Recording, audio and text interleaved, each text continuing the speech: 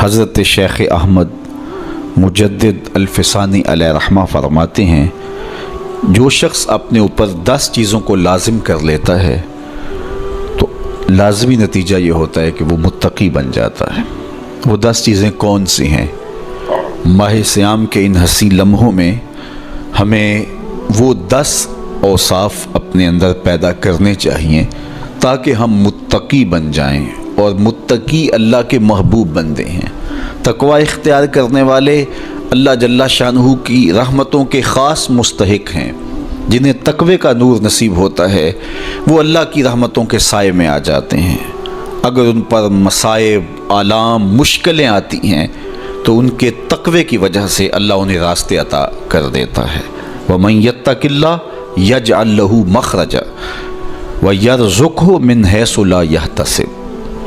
اللہ اکبر۔ ارشاد فرمایا کہ جو اللہ سے ڈرتا ہے، تقوی اختیار کرتا ہے، اس کے لیے ہم مصیبت سے نکلنے کے راستے پیدا کر دیتے ہیں، اور اللہ جل شانہ اس کے لیے وہاں سے رزق عطا کرتا ہے جہاں سے اسے گمان بھی نہیں ہوتا ہے۔ تو یہ تقوی کا نتیجہ ہے جو اہل تقوی کو نصیب ہوتا ہے۔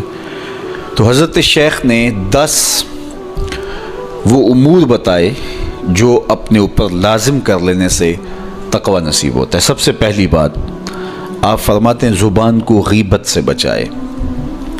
اتقاء کے حصول کے لیے زبان کو پاک کرنا ضروری ہے۔ انسان کے زیادہ تر گناہ اس کی زبان کی وجہ سے ہیں، اور غیبت یہ بدترین عمل ہے، اور اس کو بدکاری سے بھی برا قرار دیا گیا ہے۔ الغیبت اشد من الزنا۔ تو اپنی زبان کو غیبت سے بچائے۔ دوسری بات ارشاد فرمائی کہ بدظنی سے بچے، کسی سے خواہ مخواہ بدگمان ہو جانا اور اپنے دل کو کسی کے لیے میلا کر لینا اور اس کی بدگمانی دل میں پالنا، تو یہ تقوی کے منافی ہے۔ تو کسی کی بدگمانی سے، بدظنی سے اپنے دل کو بچائے، زبان کو غیبت سے بچائے، دل کو بدگمانی سے بچائے، اور مسخرہ پن سے بچے۔ بات بات پہ ٹھٹھے مار کے ہنسنا اور اس طرح کی زندگی بسر کرنا۔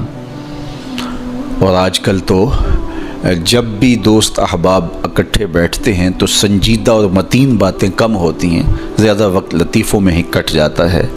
انسان کو خوش مزاج ہونا چاہیے، اس کی طبع میں شگفتگی ہونی چاہیے، لیکن شگفتگی، خوش مزاجی اور مسخرہ پن میں فرق ہے، اس کو سمجھنا چاہیے۔ سنجیدہ اور متین زندگی یہ مومن کی زینت ہے، انسانیت کا حسن ہے۔ اس لیے تقوی کے حصول میں مانع ہے مسخرہ پن۔ اگر کوئی شخص متقی بننا چاہتا ہے تو اس کو سنجیدہ اور متین بننا ہوگا۔ طبیعت کی خوش مزاجی یہ معنی نہیں ہے، لیکن مسخرہ پن اور چیز ہے، اس سے روک دیا گیا۔ چوتھی چیز حضرت شیخ احمد فرماتے ہیں کہ اپنی آنکھ کو حرام سے بچائے۔ اپنی آنکھ کی حفاظت کرنے سے تقوی حاصل ہوتا ہے۔ جب آنکھ خراب ہوتی ہے تو دل خراب ہوتا ہے، جب دل خراب ہوتا ہے تو پھر پورا بدن خراب ہو جاتا ہے۔ اس لیے وہ دروازہ جو کھلا ہے اور اس سے بدی شر اندر اتر رہی ہے، اور پھر اس سے آپ کا سارا نظم ہستی برباد ہو رہا ہے، تو اس دروازے کو بند کریں۔ تو اپنی آنکھ کو حرام سے بند کریں۔ پانچویں چیز ارشاد فرمائی، ہمیشہ سچ بولے۔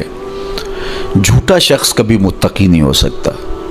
اتقاء کے حصول کے لیے اپنے آپ کو سچ کا خوگر بنانا ہوگا۔ سچ کے بغیر کبھی نہ بولیں۔ جھوٹ بولنے والے کی زبان سے شر پھیلتا ہے، اور جب کوئی شخص جھوٹ بولتا ہے تو حدیث پاک میں آتا ہے اس سے بدبو نکلتی ہے، جس کو عام لوگ تو نہیں سونگھ پاتے، لیکن اللہ کے فرشتے 1 میل دور پیچھے ہٹ جاتے ہیں۔ تو مومن سچا ہوتا ہے، مومن جھوٹا نہیں ہوتا، اور تقوی کے اصول کے لیے سچ شرط ہے۔ چھٹی چیز ارشاد فرمائی، ہر حال میں اللہ کا احسان مانے۔ جب کوئی بھی انسان پر بہتری آئے تو اس وقت یہ کہے کہ یہ میرے رب کا احسان ہے کہ مجھے یہ حاصل ہوا ہے۔ بہت سارے لوگ اپنی محنت کا نتیجہ قرار دیتے ہیں کہ یہ میں نے کیا تو اس کے نتیجے میں یہ ملا۔ بسا اوقات آپ کتنا سیدھا کام کر رہے ہوتے ہیں، کتنی محنت کر رہے ہوتے ہیں، لیکن نتیجہ اس کے برعکس آ رہا ہوتا ہے۔ سیدنا علی المرتضیٰ رضی اللہ تعالیٰ عنہ فرماتے ہیں میں نے اللہ کو اپنے ارادوں کی شکست سے پہچانا، تو یہ اس کی کرم نوازی ہے کہ اس نے ایسا کر دیا۔ صحت میرا کمال نہیں، یہ اللہ کی عطا ہے۔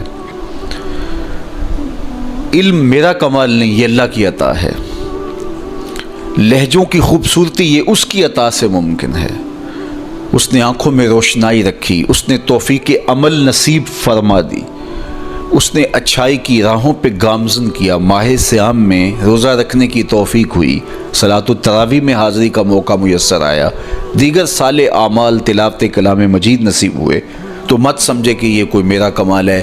اللہ کا احسان مانے گا تو غرور پیدا نہیں ہوگا، تکبر پیدا نہیں ہوگا۔ تو ہر حال میں اللہ کا احسان مانے، جو بھی خیر اس کو ملے وہ کہے یہ میرے رب کی طرف سے ہے، اور اگر اس کا کرم نہ ہوتا تو یہ عمل مجھے نصیب نہ ہوتا۔ اور کتنے عمل ہیں کہ نصیب ہونے کے بعد عجب سے، تکبر سے، ریاکاری سے برباد ہو جاتے ہیں۔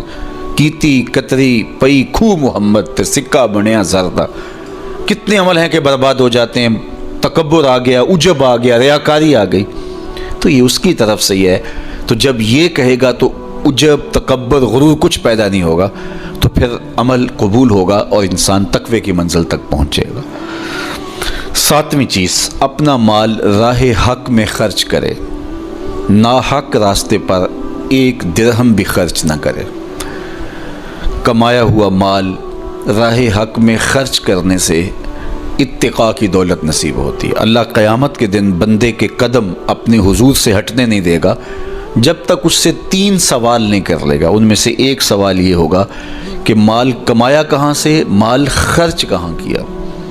جس طرح مال حلال کمانا ضروری ہے، مال کو جائز جگہوں پہ خرچ کرنا بھی ضروری ہے، حق کے راستے پہ خرچ کرنا بھی ضروری ہے۔ اس لیے یہ اپنی طبع کے اندر لازم کر لے کہ کبھی بھی اس کا مال کسی ناجائز اور فضول کام میں خرچ نہ ہو، راہ حق میں اس کا مال لگے۔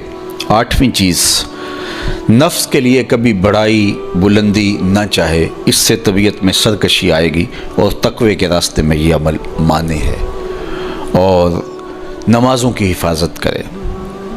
نمازوں کی اگر حفاظت نہیں کرتا تو باقی سارے عمل اس کے پاس ہیں، تو وہ متقی کیسے بن سکتا ہے؟ چونکہ یہ تو اسلام کا بنیادی فریضہ ہے جو اہل ایمان پر لازم کیا گیا ہے، جو کسی صورت کے اندر بھی، حتیٰ کہ حالت بیماری کے اندر بھی معافی جس کی نہیں ہے، سفر کے اندر بھی نماز کی معافی نہیں، مختصر کر دی گئی، قصر کر دی گئی، لیکن معافی نہیں دی گئی، حالت جنگ کے اندر بھی اس کی معافی نہیں ہے۔ تو نمازوں کی محافظت کرے۔ اور 10ویں چیز، حضرت شیخ فرماتے ہیں عقیدوں کی صحت کا خیال رکھے، اپنے عقیدے، اپنے نظریات خوبصورت رکھے۔